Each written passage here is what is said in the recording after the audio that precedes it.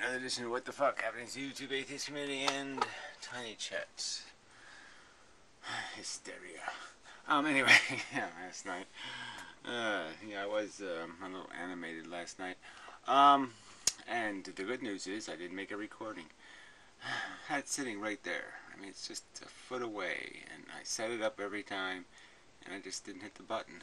So there's only a couple hours of the cool down period. But you know, something's better than nothing, right? Or sometimes not. Yeah, like farts. Nothing's better. Anyway, I suppose it could be a theory that's explored in more depth.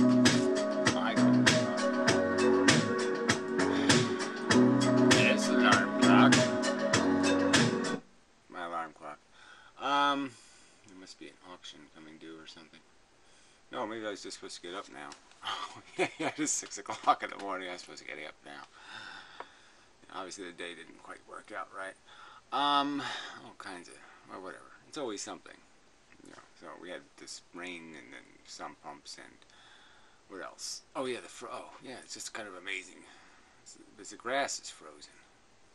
I mean, there's water and the grass. I mean, yeah, everything's frozen, like impossible to walk on and such. But anyway, you know, it's better than snow, so I'm happy-ish. See, snow the roof will fall on me. So rain is okay. Anyway, where was I? Okay, so last night, yeah, so yeah, it really went alright. I mean, Logic rolls the dice even came into the room and disguised this holiday at first. You know, he's going to troll the room or whatever he's going to do. But whatever, you know, it worked out okay. There was some other guy, and I finally had to kick him after 3 hours or whatever it was. But it was the same pattern. You know, you go all the way around the circle, you finally get to the conclusion, you punch him right in the nose, you just, you know, knock out. And they just reincarnate like zombies. They just get, you know, you shoot it and it just gets back up. And you're like, what the fuck? He's going to start over again. So they just go back to the beginning and start arguing the beginning premises. And so it's just so circular. And you can only do that so many times and you just start getting dizzy. You know, just like Ferris wheels. You can too much of that stuff and it makes you throw up. So there was a point where we were done, because he was just going back to the beginning again. And, you know, Holiday keeps doing that. So I'll play a little bit of his clip here just for the fun of it. Turn this into some kind of video. But I'll do some other mentions first. I did mention the other video, Darwin's hamster made a video about motion, a little bit of physics. And it's just nice seeing Joe again. So his video is somewhere in all of this mess. I did make a ton of videos. I noticed there's Joe's video. So there's Joe. Yeah, I made like a dozen videos last week. 14. No, that's like 2 a day. And you know, some are an hour long. It's a lot of video. So sorry about that. I know too much content is it's no good either. But I sort of am in a transition period. I mean, it's all getting. I mean, the good thing about these arguments I've been having is they're making me stronger instead of weaker in terms of my own convictions. So it does create some clarity as you go over it 5 or 6 or 7 million times. You start to see that there really isn't any alternative reasonable theory, and it does make it all kind of fit into place. You know, that's good, you know, and conceptually fit into place. So, I mean, my theory of life, I guess I would argue, is that, you know, I don't need to add anything to it. To me, I think it's all explained. It seems all quite obvious what's been going on here. In terms of the mechanics, the basic overview of the mechanics, the function, what's it doing? The blender wheels are spinning.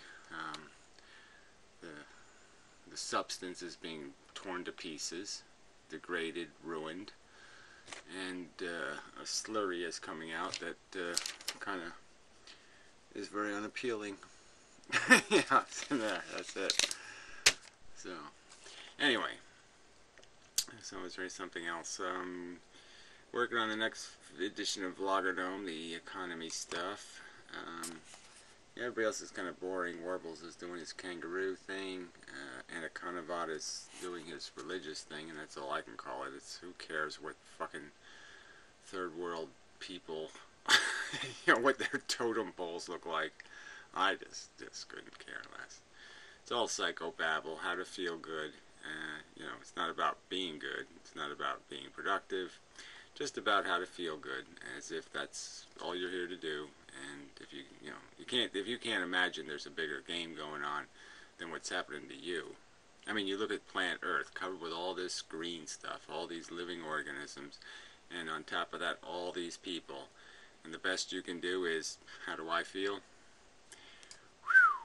I can't say how badly you've missed the boat. I mean, you are so landlocked that you will, you're hopeless. Quite hopeless. So anyway. Yeah, so I think that's enough, and then also I'll talk a little bit about the three principles here, the three ideas, or four ideas, whatever I feel like talking about. Yeah.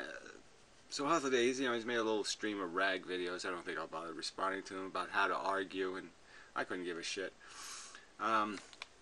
I guess my fundamental argument would be, the most basic argument is, if somebody proposes a theory, the real part of the measure of the substance of it is going to be, is there a conceivable alternative? Is there some other conceivable, just even conceivable way of arranging the pieces and saying A, B? So I'm arguing for A, B, C, D is the right order. Is there a conceivable other order? A, W, F? Yeah, no, that doesn't sound right. Is it conceivable? And I think that is a measure of credibility. And at least gives you a reason to explore ideas based on the existence of these alternatives. I don't think there's anything conceivably solid about the theory of a God. You can just punch holes in it all over the place. And so that's sort of my standard. Either you punch holes in what I'm saying, or you have to come up with an alternative that's better. And neither one of those conditions are being met by my opposition. They're not giving me any reason to think my consciousness isn't producing value, except some idiotic argument like computers don't feel.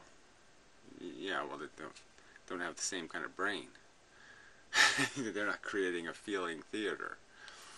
Something like that.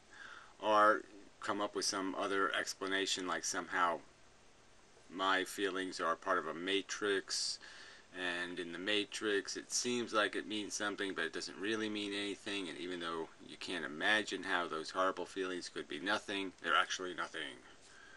Well, that doesn't sound like much of an alternative explanation. So I'm just saying that's the conditions I place on.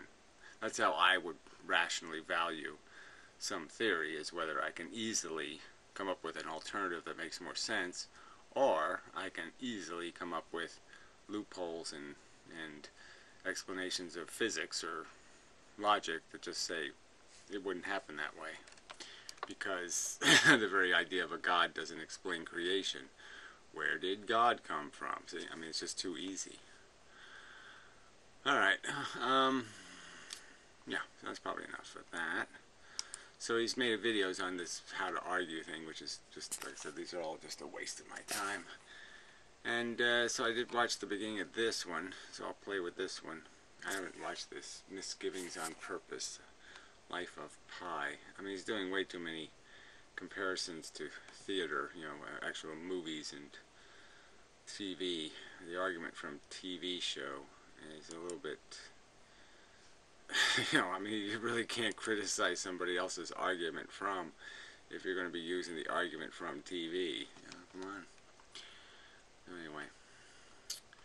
So, I think this is the one here, yeah. So let's play a little bit of this. I'll just premise it. So this was last night's conversation, and largely it was again over these two concepts of value, real value, and sameness of the basic human function. That it really doesn't matter whether you're derive your happiness from blueberry pie or apple pie. The happiness being derived is the thing of value, the source of the comfort. It doesn't really matter if it's warm ducky or teddy bear. It doesn't matter which one makes you happy. Kitty, puppy, doesn't matter. So what we're doing as agents in terms of saying I have these particular tastes in life or these particular ambitions, that kind of crap doesn't really mean anything. Again, we're basically back to there's just as much accomplishment in terms of creating a blissful state in a kid who gets his first poo-poo in the toilet as there is climbing Mount Everest. It just doesn't really matter what's making you happy or what's making you blissful. It's the bliss that has value. All right. Yeah. So that's the underlying. That's one of the points that ties the two things together. So the other argument to make, so that's the value argument, and then there's the I guess the overview thing would be this idea of, are you out to discover the truth or project the truth? And so one of the subjects of truth, okay, of the universe is, does the universe contain real value? Or does it only contain projected psychiatric values, which you want or desire, not the fact of the sensations of your desire. So that's where these people don't understand, or this is where we're miscommunicating, because they're talking from their psychological projecting of value mechanism that we all have, and thinking I'm talking about that when I'm talking about actual value. Actual value doesn't have anything to do with what you want. It has to do with the fact that you want. Yeah, tricky. But it's not really tricky. So, in viewing, as I've stated in the videos, it's just a observation from my perspective as a consciousness, and that our brain, what it's doing is there are programs, really crude programs, very pinch, ouch kind of programs, very reflexive programs, that are creating sensations that feel good and feel bad. And those sensations exist in our mind space. And our brain, the thinking part of it, now strategizes solution to the feeling. It reacts to the feeling with a solution. And that's basically the functionality. And the argument I'm making is that when your psychology is creating these feelings, that they're more than just representations of a I think you should. No, they're creating an actual negative, and the should is tied to the actual negative. The qualitative feelings have a substance. I can't make one. If I make one right now, I create a feeling thing and put suffering in its brain. There's no, in my opinion, rational way to say I haven't created value, that I haven't created a value-making machine. So I'm sort of arguing that consciousness is essentially farting value. Okay, and it's in this form of whatever, however you want to describe it, but a kind of positive and negative fart. Or more accurately, you can have a real stinker, or just a benign a whiffer. So you have this variety that goes from bad to worse, and that state is counted. So it's like we're having a competition, a game, and let's just say the game was fart, and so you just counted how much fart was being created by the players, and whoever farted the most wins, or whatever the thing would be. And so what I'm saying is, as we're existing in our little gameplay of life, which is really worth counting, what's really significant that's happening, is how much of this feeling we're farting. Especially, most specifically, this horrid torture feeling. Very powerful. How much sulfur yeah, is in the atmosphere. That would be the thing you're measuring. You have a certain number of people, you have so much sulfur, you just add it up, you say if it's this high, this much concentration, then you're failing at the game. So the game is to get the amount of sulfur way, way, way, way down. So all you're doing is whiffing, and there's no sulfur in the gassy game we're playing. So that your feelings are all rather benign feelings, not malignant feelings. Sensations. I should say sensations, I suppose.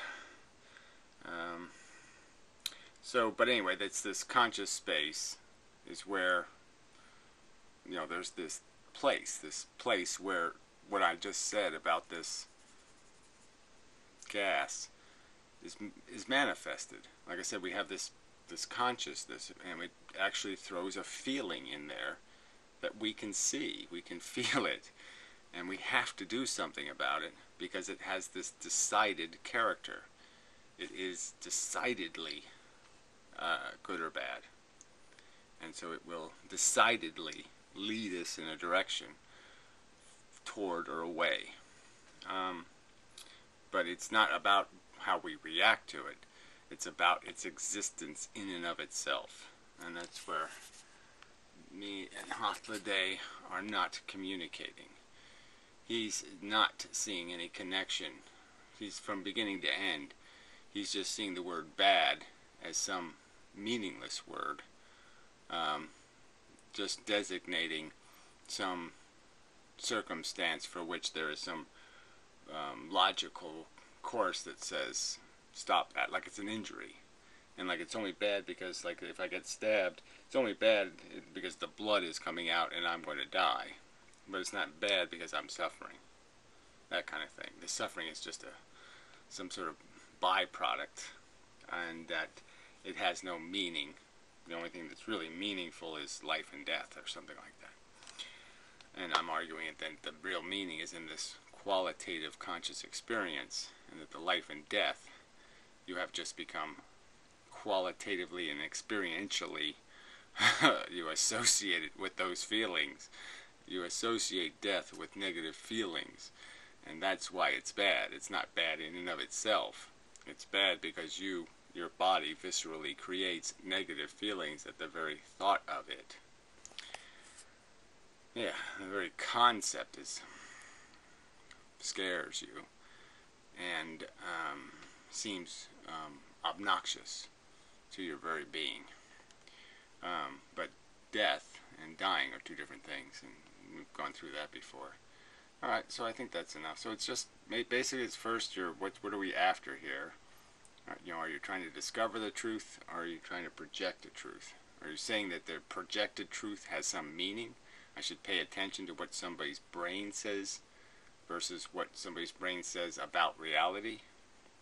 I mean, I really don't care what you think is valuable. I care about what you think reality is. I care about what you think is real, not what you think your brain says or something like that. Projected value just doesn't mean anything. Discovered value means something. And value is part of truth. So it's just really, you're saying, are you trying to discover the truth, or are you trying to just make up a truth?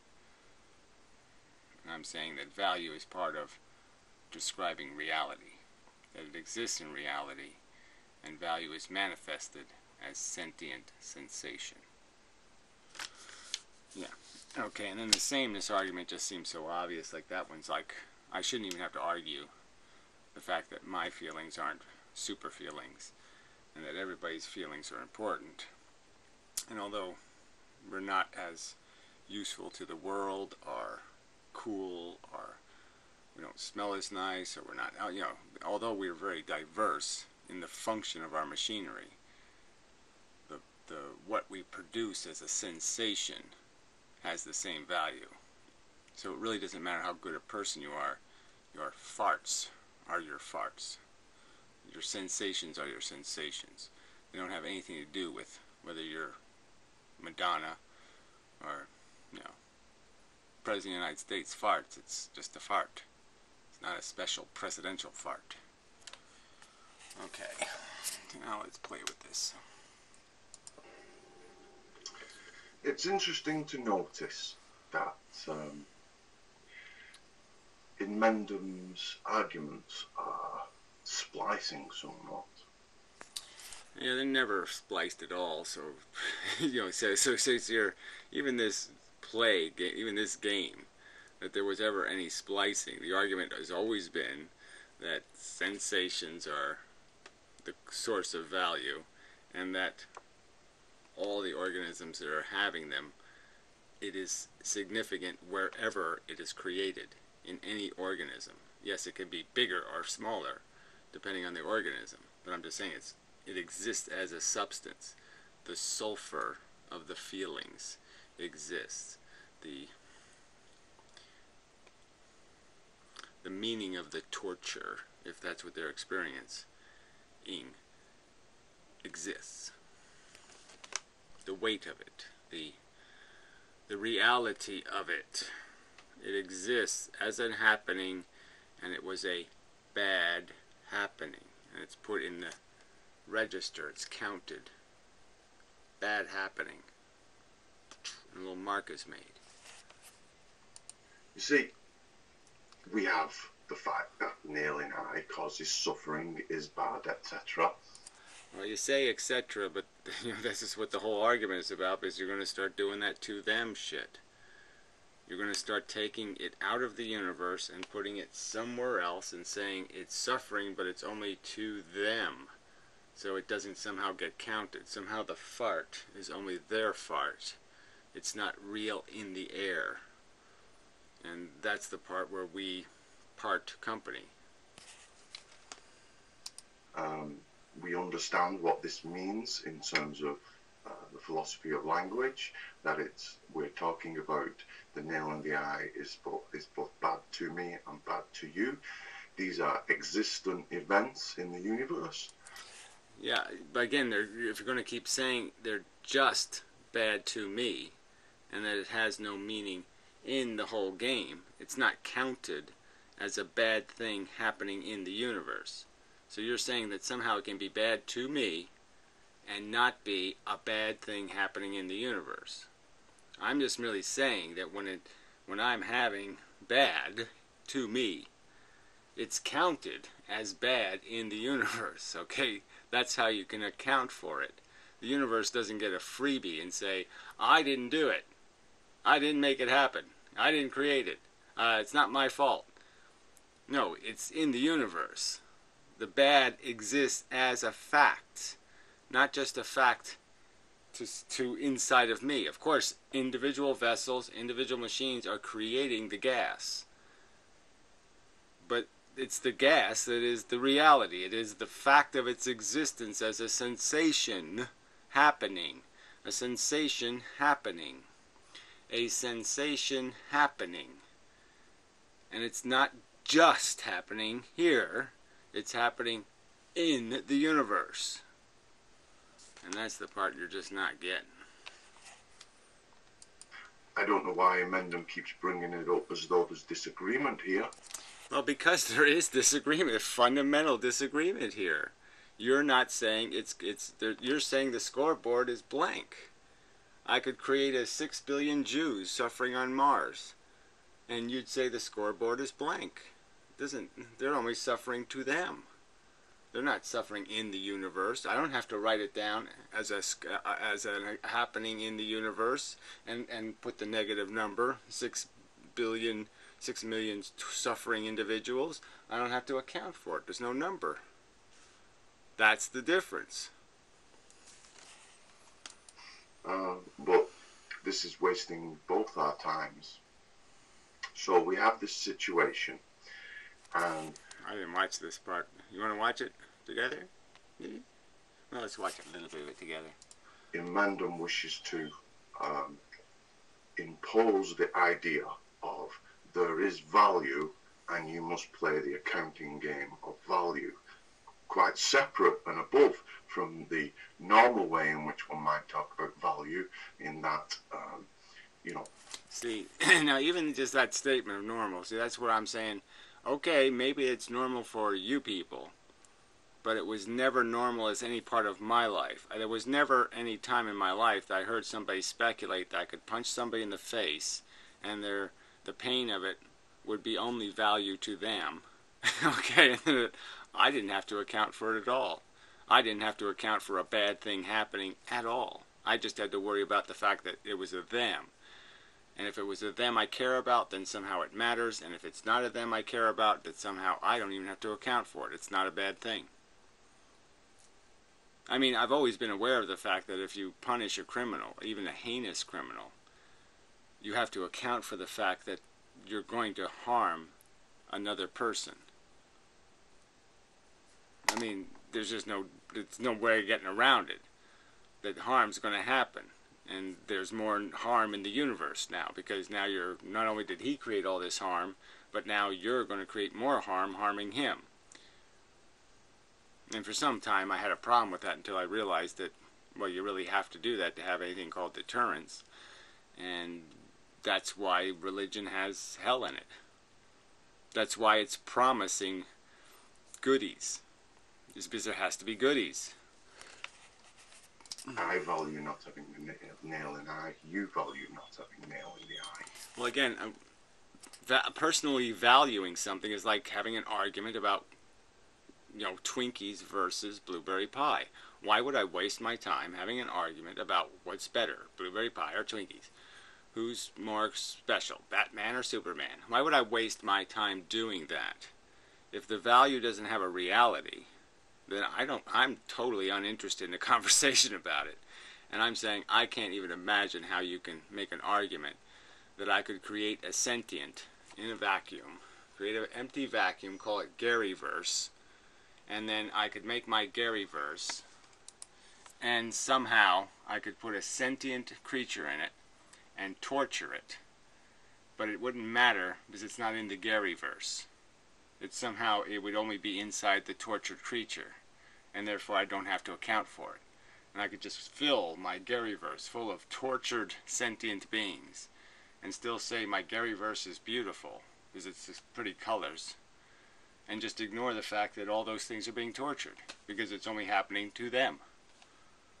I'm saying conceptually that's what you're saying, and I'm saying bullshit. It's happening, and it's happening, period, and it has to be accounted as actual value, not subjective value. The subject is irrelevant. The fact that a subject creates it is irrelevant. The fact that it is created as an experience is the only thing that matters. The fact that it happened as an experience is the only fact that means anything here. It happened, it's an experience, and it's negative. Period. It doesn't matter, human, mammal, blah, blah, blah. It doesn't matter.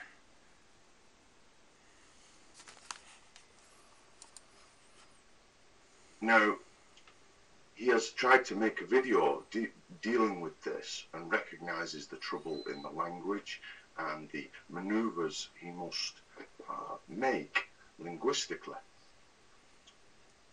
And so there's the splice element has entered the argument, and Inmendham must choose which avenue he wishes to defend as true.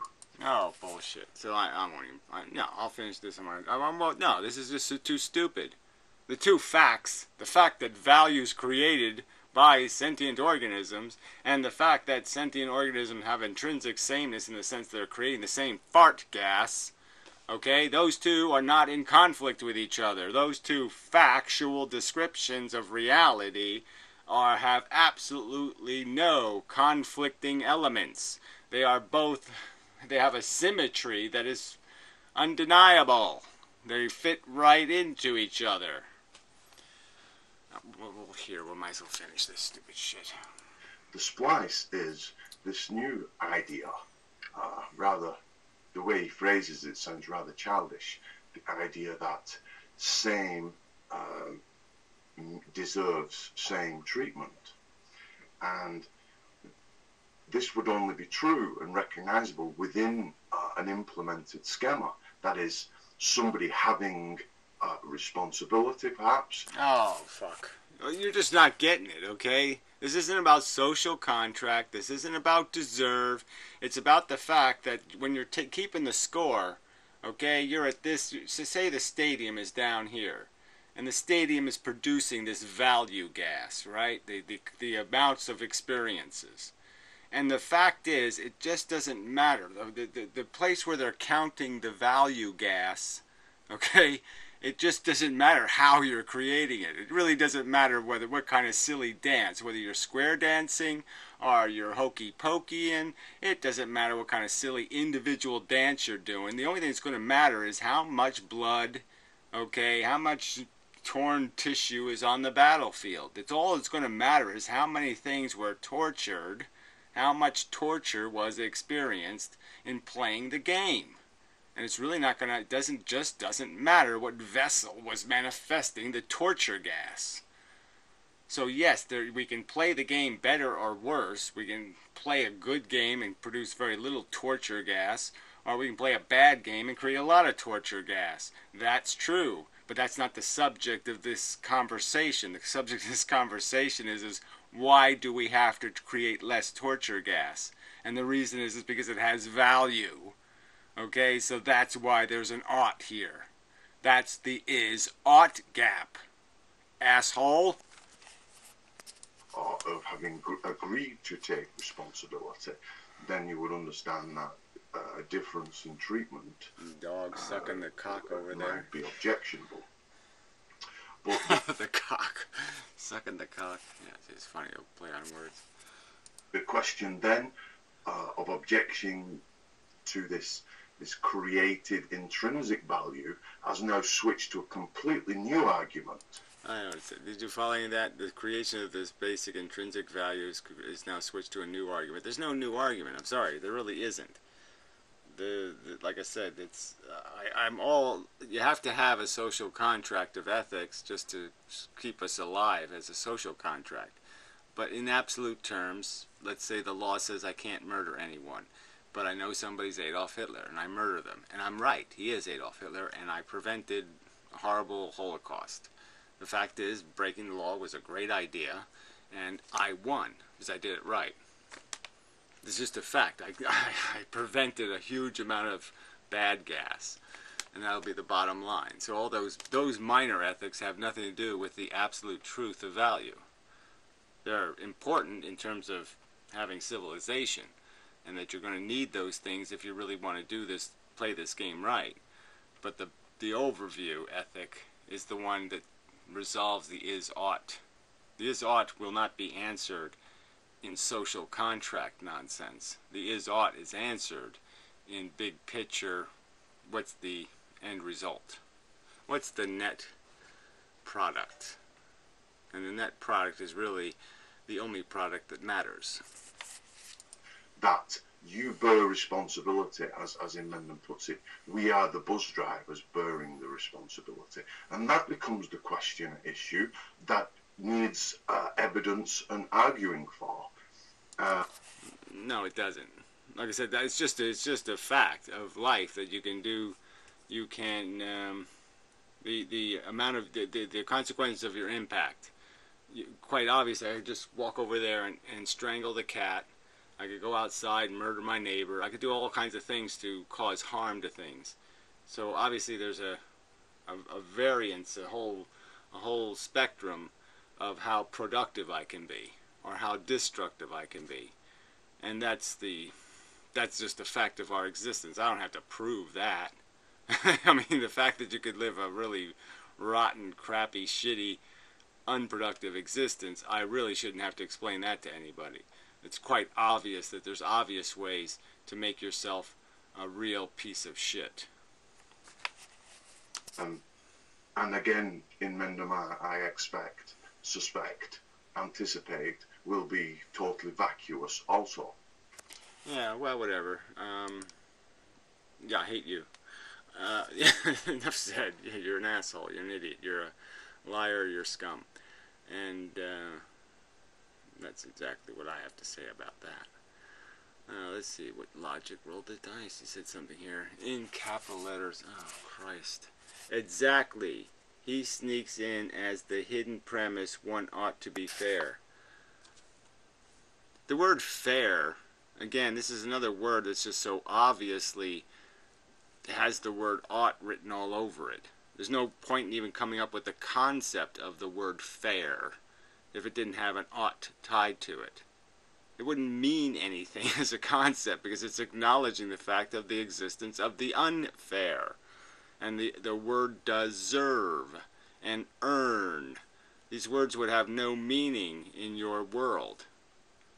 They have meaning because they have written all over them, this is the preferential state. This is the state where you maximize performance conceptually of the value preservation. You can't preserve value and not understand these words. Oh, pathetic. Let's see again. Sameness would just be a fact, not a value. Well, I don't know who said sameness was a value. The idea that the vessels making value are creating the same kind of value is just a fact. A fart is a fart is a fart is a fart. Presidential farts aren't special farts. Because they're the same. No, they aren't. But even if they were, so what? Again, so what to the idea that the value coming out of me is the same being produced by somebody else? Well, the so what of that is that if I'm logical and I have logical integrity and I can cure their cancer for $5 and I can cure my cancer for $1 million, that it would be smarter to cure their $5 cancer first. Yeah. So anyway, gee, these people are they're just so desperate to create a world that will embrace their selfish, egomaniacal scummery.